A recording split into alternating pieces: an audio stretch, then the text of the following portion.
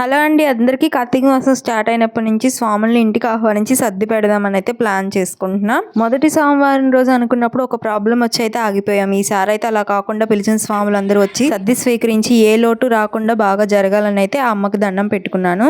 ఈ కార్తీక మాసం స్టార్ట్ అయినప్పటి నుంచి ఇంట్లో దీపారాధన, అలాగే తులసమ్మ దగ్గర దీపారాధన అయ్యాక రోజు శివాలయానికి అయితే వెళ్తున్నాను. శివుడిని అయితే దర్శించుకొని ఆయనకు కూడా చెప్పాను, ఏ లోటు రాకుండా చూడు శివయ్య అని. ఇంటికైతే వచ్చి టిఫిన్ చేసి ఇంకా వంట అయితే మొదలు పెట్టాను. ఎక్కువ ఐటమ్స్ వండేటప్పుడు కింద పొయ్యి పెట్టుకొని అన్ని ఐటమ్స్ దగ్గరుంచి వంట మొదలు పెడితే తొందరగా అయితే అవడానికి అవకాశం ఉంది. ఇంకా నేను ఎందుకు ఇలా క్లాత్ మూతికి అడ్డం పెట్టుకున్నాను అంటే, దేవునికి నైవేద్యం ఉండేటప్పుడు ఎలా మాట్లాడకుండా ఉంటామో దీక్షలో ఉన్నప్పుడు ఆ స్వాములు కూడా దేవునితో సమానమే. అందుకే చాలా నిష్ఠగా ఉండాలి. ఒకవేళ మాట్లాడాల్సిన పరిస్థితి వస్తే క్లాత్ ఇలా అడ్డం పెట్టుకొని మాట్లాడాలి. ఇకపోతే సర్ది ప్రిపేర్ చేయడానికి ముందు రోజు రాత్రే సరుకులు, కూరగాయలు అన్ని తెప్పించేసి ఉంచాను. నేను వండే ఐటమ్స్ దేంట్లో కూడా ఉల్లిపాయ, వెల్లుల్లిపాయ అయితే వాడలేదు. సహాయం చేయడానికి మా వాళ్ళున్నా ఎవరు సహాయం లేకుండా సర్ది ప్రిపేర్ చేయాలని, నా చేతులతో నేనే వండి స్వాములకు వడ్డించాలని అయితే ఆశపడ్డాను. అందుకే వంటలన్నీ కూడా ఎర్లీగా స్టార్ట్ చేశాను. 8 కల్లా. ఎంత ఎర్లీగా స్టార్ట్ చేసినా వంటలు అయ్యేసరికి మాత్రం 1 గంట అయింది. స్వాములు వచ్చే టయానికే. స్వాములు ఉదయాన్నే తీసుకుంటారు కదా టిఫిన్, దాన్ని భిక్ష అంటారు. అలాగే మధ్యాహ్నం తీసుకునే భోజనాన్ని సద్ది అంటారు. ఫైనల్ గా అయితే వంటలన్నీ రెడీ చేస్తాను. ఇవన్నీ పక్కనే పెట్టి వీడియో తీద్దాం అనుకున్నా కానీ టైం అయితే సరిపోలేదు. స్వాములు వచ్చారు కదా, వాళ్ళని వెయిట్ చేయించకూడదు. స్వాములు వచ్చి శరణాలు అయితే చెప్పారు. ఇంట్లో అయితే మూలన అమ్మవారిని పెట్టుకొని స్వాములందరూ శరణాలు చెప్పుకున్నారు. ఇక సద్ది అయితే స్టార్ట్ చేసాము. స్వాములను కూడా కొసరి అడిగి అయితే వడ్డించడం జరిగింది.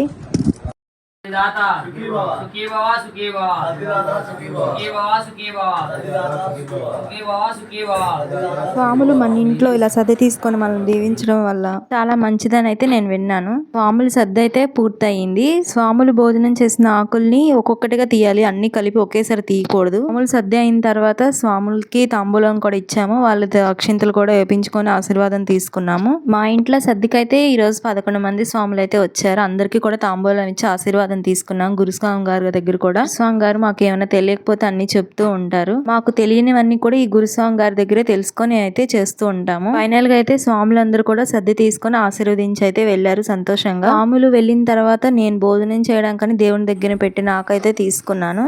ఐటమ్స్ అన్ని చూపించలేదని చెప్పాను కదా, ఇప్పుడు ఆకులో ఏమేమి వండానో చూపిస్తాను రండి. ఇస్తరాకులో ఉన్న ఐటమ్స్ అన్ని కూడా దేవుడికి నివేదన చేసినవి. రవ్వ కేసరి చేశాను, గులాబ్ జామ్ చేశాను, పులిహార చేశాను, బంగాళదుంప ఫ్రై చేశాను, టమాటా పప్పు చేశాను, దోసకాయ టమాటా చేశాను, పచ్చడి చేశాను, చిక్కుడుకాయ ఫ్రై చేశాను, సాంబారు, రైసు. ఇందులో వండిన ఐటమ్స్లో ఒక ఐటమ్ మిస్ అయింది, అదే గారి. ఫైనల్ గా అయితే పెరుగు. ఈ ఐటమ్స్ అయితే స్వాములకి నేను వండి వడ్డించడం జరిగింది. బయట అయితే ఏ ఐటమ్ తీసుకురాలేదు, చూడకూడదు కదా. అయితే ఇప్పుడు ఎలా ఉందో చూసి చెప్తాను. టేస్ట్ చేస్తున్నాను ఎలా ఉన్నాయి ఏంటి అని. సేమ్ కేసరి అయితే బాగుంది. నెక్స్ట్ అయితే ఇంకా పులిహార తీసుకుంటున్నాను. పులిహార అయితే పుల్లగా ఉంది. నేను ఎక్కువ పులుపు తిన్నాను, అందుకే నాకు బాగా పులుపు అనిపించింది. స్వాములు అయితే బాగుందని చెప్పారు. మాత అన్ని బాగున్నాయి, అన్ని వంటలు కూడా బాగున్నాయని దీవించి వెళ్ళారు. ఫైనల్ గా అయితే ఈ రోజు అయితే ఇలా జరిగింది. వీడియో నచ్చితే లైక్ చేయండి, సబ్స్క్రైబ్.